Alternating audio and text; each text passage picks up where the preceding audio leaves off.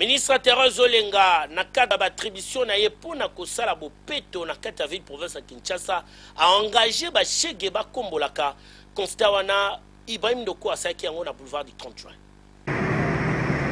Lobby lundi 2 mai 2011, ezalaki mokolo oyo ministre provincial ya environnement, conservation de la nature et tourisme ya ville province à Kinshasa Olenga Kalonda Thérèse Mère Thérèse aponaki pona kosala lancement ya misala oyo gouvernement provincial ya Kinshasa epesaki epa ya bandeko ya association pour l'encadrement des jeunes et enfants de la rue du Congo AEJRC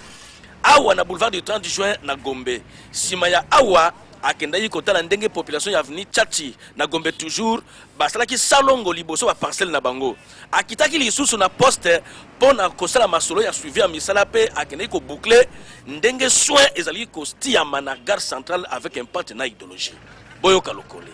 ba pesi biso sans place to bani musala to kosenga pe na l'état abaki sa sentiment et salinga ya makasi pona nini